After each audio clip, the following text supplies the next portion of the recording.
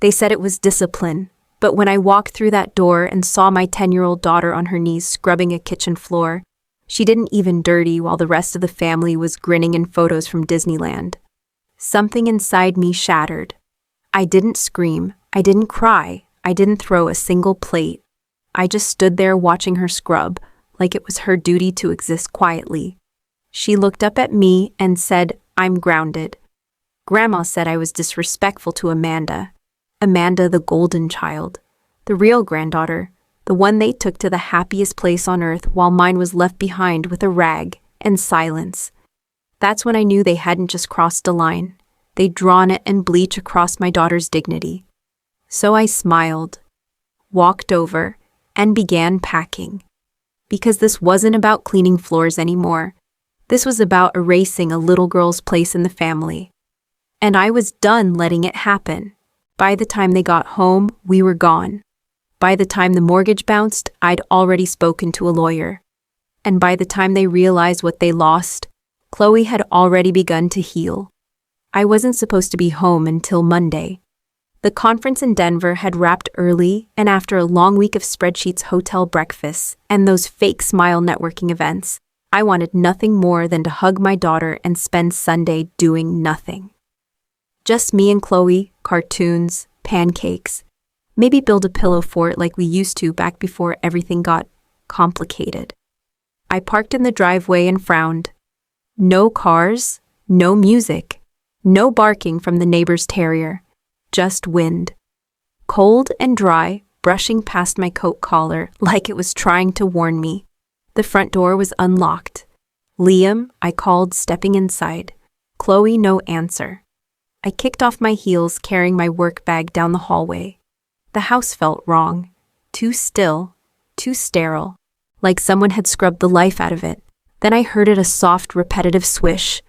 I turned the corner into the kitchen and stopped. Chloe was on her knees, barefoot, in an oversized t-shirt I didn't recognize. One hand clutching a dirty rag, the other pressing against the linoleum as she scrubbed methodically, silently, like someone much older than 10. She didn't even look up. What are you doing?" I whispered. "I'm grounded," she said simply. Grandma said I needed to learn responsibility. Her tone was flat, practiced, as if she'd already explained this to herself a dozen times. "Where is everyone?" They went to Disneyland. For Amanda's birthday. Amanda, Liam's niece, his sister's kid. The one they always called the real granddaughter when they thought I wasn't listening. When they thought Chloe wasn't listening. I stared at my daughter, my funny, shy, smart Chloe on her knees, like a maid in her own home. I didn't yell. I didn't cry. I just knelt beside her gently, took the rag from her hand and said, "Go pack your things, honey. You're not staying here another night." Chloe didn't ask questions. She stood up, legs shaky from kneeling too long, and padded off toward the bedroom. I stayed behind in the kitchen, rag still in hand.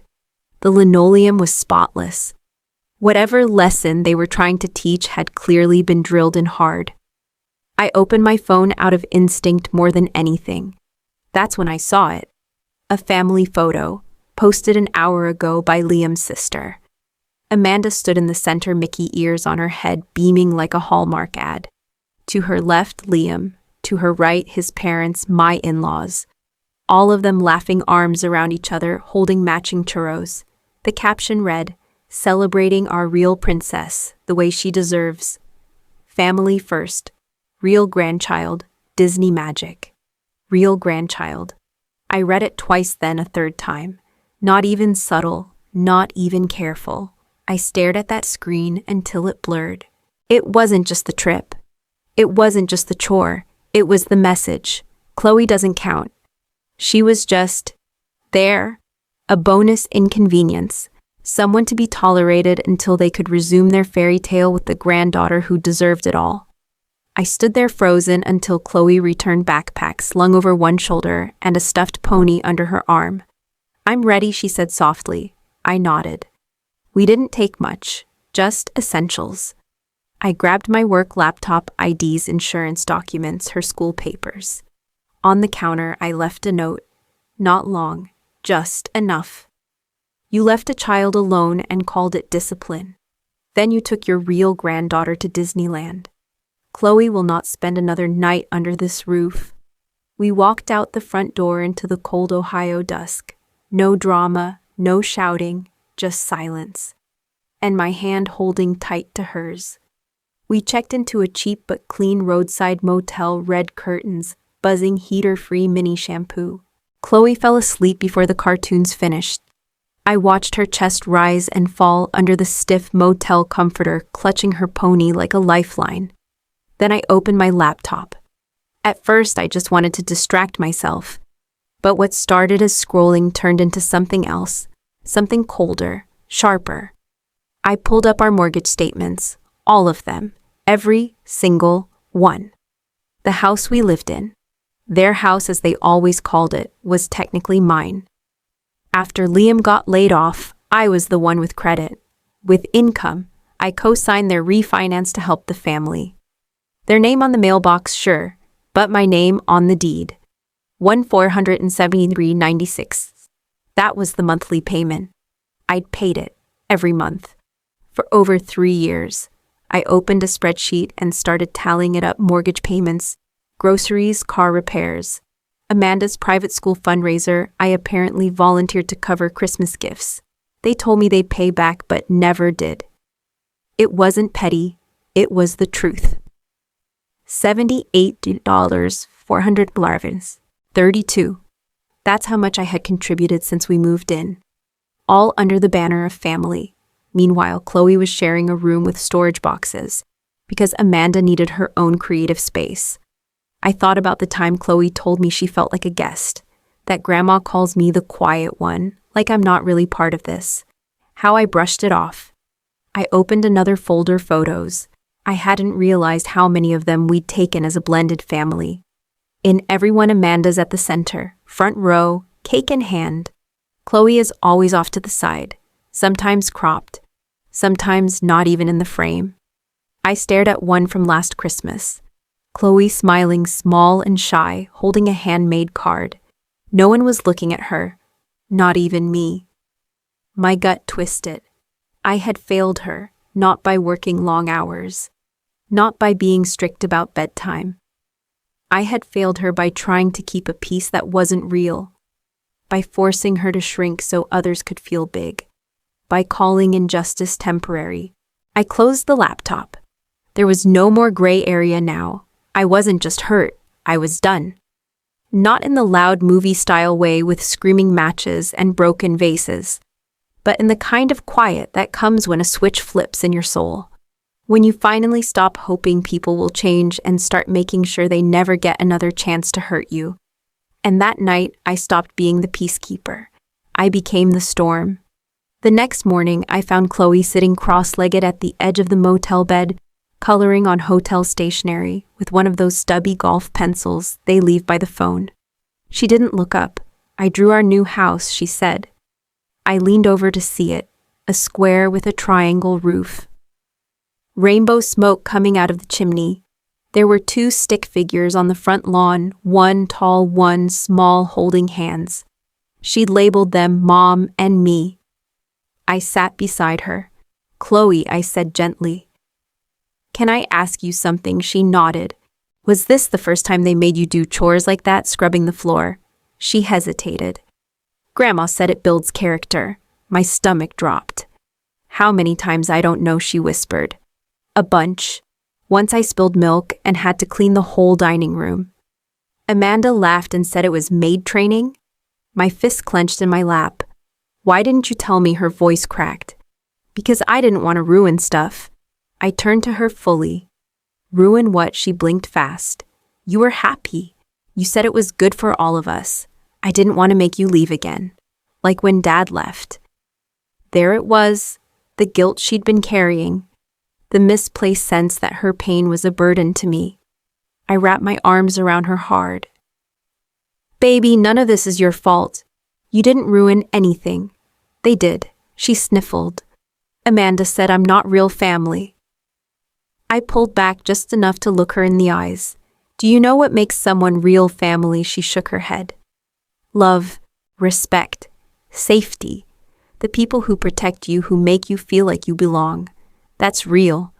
Amanda might have the same blood as them, but you are my heart, walking outside my body. She buried her face in my chest and sobbed. I let her. I didn't rush it. I held her while she cracked wide open the way I should have held her months ago. The guilt burned, but I let it. I owed her that much. Later that afternoon, we sat at a diner splitting pancakes and hot chocolate. Chloe stared out the window, then asked, "Are we going back?" I paused. "No," I said. "We're going forward." That night, for the first time in weeks, she sang herself to sleep. I didn't slam the door. I didn't scream. I didn't even call the cops. I opened my laptop and canceled the automatic mortgage payment. One click, done. The house they called our family home. It had just lost its only financial lifeline. The next morning, I dropped a printed note into their mailbox. No threats, no drama, just a few plain lines. I am no longer responsible for the mortgage. Chloe will not be returning. I've spoken to a lawyer, and I filed a report with the police. 3 hours later, my phone lit up. Again and again. Brendan first. "Maya, what is this? You can't just my parents. Will I cut him off?" You stood there. You saw them make her scrub the floor. Then you took Amanda to Disneyland. It wasn't Disneyland. It was just some park. I said nothing. That silence, that was the sound of him realizing I was done. Then came his mother from an unknown number. Her voice shook with rage. "You've torn this family apart over one spoiled little brat," I replied calmly. "No. I just stopped funding a family that treats my child like furniture." Blocked. Next, the police. I gave a clear, emotionless statement. My 10-year-old daughter was left home alone for nearly 7 hours as punishment, while the adults took another child out for leisure. I was not informed. They opened a CPS file. No flashing lights, no headlines, just quiet, methodical escalation. That evening, Chloe drew another picture, another house. This one had a blue roof. At the top, in crooked handwriting, "This is where I'm safe." I taped it to the motel mini fridge and did the next thing, called the lawyer. We initiated the legal process to remove me from the mortgage and filed paperwork for a no-contact order between Chloe and Brendan's family. My lawyer asked, "Do you want to press charges?" I looked over at Chloe sleeping, hugging a chocolate-smeared teddy bear. "No," I said. "I just want them nowhere near her again." He nodded. "We'll make that happen." 2 days later, I signed a lease for a small apartment about 25 minutes away. Plain white walls, sunlight through the windows. Nothing fancy, but it was ours. I bought lavender bed sheets, packed away my old wedding photos, stocked the fridge with apple juice and chocolate pudding. That night, I told Chloe, "We're moving tomorrow." She asked, "Will the roof have rainbows?" I smiled. "Not yet, but we'll draw them together, okay?" She nodded. "As long as you're there, I don't care." The foreclosure notice arrived exactly 2 weeks later. Big red stamp across the top. Delinquent, final notice. Brendan's parents must have thought it was a bluff, that I'd eventually come back, that I'd miss them or need them or buckle under guilt. But guilt isn't what you feel when your child finally sleeps without nightmares. I didn't return their calls, didn't answer their emails, didn't open the door when Brendan left flowers on the stoop of our new place. Chloe watched from the window, quiet. "Are we going to let them in?" she asked. "No, honey," I said. "We don't open the door to people who made you feel small." And she went back to coloring, just like that. Brendan's tone changed next, from pleading to accusing. He texted, "You're ruining my parents' lives. You didn't have to go this far. Chloe is their family too." I replied, "Family doesn't make a 10-year-old scrub floors alone. Family doesn't forget who raised the money that kept their lights on." Then I blocked his number. That weekend, I took Chloe to the zoo, just us. We watched penguins, ate overpriced popcorn, and she asked if flamingos got sunburned. We laughed. And I realized, this is peace. Meanwhile, back in their crumbling house, panic bloomed. They tried to refinance the mortgage denied. Too much debt, no stable income, zero credibility. They reached out to my lawyer, begged for compromise, asked for a meeting, said they missed their girls. My lawyer forwarded the email with a one-line note. Would you like to respond? I replied. No response. Let the silence speak. And it did. They tried everything. Brendan showed up at Chloe's school with a stuffed unicorn. She handed it to her teacher without a word. CPS caught wind of the attempt, filed it as a violation of the protective order. Another strike. Weeks passed. The bank repossessed the house. It went up on the listings for closure. Sold as is. I didn't smile. I didn't gloat. I just let it wash over me like cool water on a burn that had finally stopped stinging. Brendan's family moved into a 2-bedroom rental 40 minutes out of town. He told a mutual friend it was temporary. Same word I once told myself in their house. Temporary, but damage doesn't care about your timeline. One night Chloe brought me a picture, 2 stick figures, one tall, one small, both holding hands under a sign that read, Real Family. I nearly cried. She didn't need Disneyland. She didn't need perfect. She just needed safe, needed seen, loved, protected. So when Brendan's final email came in subject line, can we try again? I didn't even open it. Instead, I made hot cocoa with extra marshmallows, curled up on the couch with Chloe, and said, Want to draw more rainbows on our roof? She beamed. Yeah, let's make it the biggest one yet. And we did. It took time. Not all wounds bleed. Some just linger, like the way Chloe would flinch at loud laughter, or the way she'd quietly ask, Is this okay, before taking a second cookie. It was subtle, slow, but I saw it. The shadow their house had cast still clung to her like a fog. So I gave her space, and sunshine, and 100 quiet reminders that she was safe now. We planted sunflowers on our little balcony. She named each one after a My Little Pony character. Every morning before school, she'd whisper to them, Grow strong like me. At night, she started singing again. Silly little songs about cats on skateboards or clouds that tasted like marshmallows. The first time I heard her humming in the bath again, I stepped out into the hallway and cried silently. This was healing, and I started over. I transferred departments at work. No more late-night reports, no more business trips. I was home when the school bus came. I packed lunches, attended every parent-teacher meeting. Some people called it downsizing. To me, it was recentering. About 6 months after we moved, I ran into a woman I barely knew, an old acquaintance from the neighborhood. She said, You look lighter, happier. I smiled. We are. That same week, I received a letter mailed, not emailed. From Brendan's mother, no apology, just 2 pages of emotional blackmail wrapped in nostalgia. We did the best we could. We're old. We didn't know. Amanda misses her sister. Chloe should remember she has 2 grandmothers. I didn't reply. I folded the letter into a tiny square and dropped it in the recycling bin. Some stories don't need sequels. And Chloe, she'd changed in small but undeniable ways. She made a new friend named Lexi, who liked bugs and messy hair. She joined the school's art club. She even volunteered to read out loud in class. Her teacher pulled me aside one day and said, She's really coming into herself. Whatever you're doing, keep doing it. One night while brushing her teeth, Chloe asked, Do you think they ever really loved me? I paused, then knelt beside her, looked her in the eye and said, I think they loved an idea of family, not the reality. And you, my girl, are very real. She thought about that, then nodded, and went back to brushing like I'd just confirmed something she already knew deep down. A few months later, the foreclosure was finalized. Their old house was gutted, repainted, sold to a couple expecting twins. A clean slate for someone else.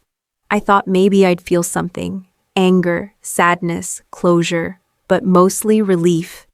Their presence in my life had become like a ghost, visible only if I let it be. And I no longer did. Brendan tried once more. He sent a birthday card for Chloe. Inside was a gift card and a note, "Still love you, always here." Chloe looked at it, then handed it to me. "Do we need this? No," I said gently. And she tore it in half. Not with rage, not with tears, just certainty. That night we had cupcakes for her birthday. No balloons, no big party. Just me, her, and the cat who kept jumping on the table. She made a wish, blew out the candle, and whispered, "I hope they're okay, but I don't want them back." And that was that. No dramatic speech, no triumphant closure scene. Just a 10-year-old girl finally allowed to be a 10-year-old girl. Loved. Enough. The past didn't vanish, but it stopped knocking on our door. We let it fade quietly, completely, and in its place we built something new.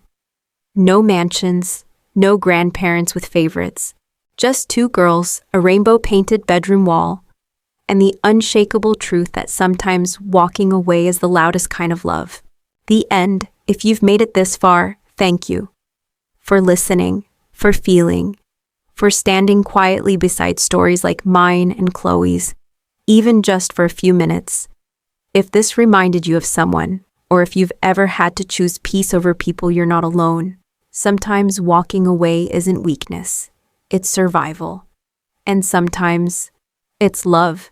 Tell me what you think in the comments. Have you ever had to draw a line that no one else saw?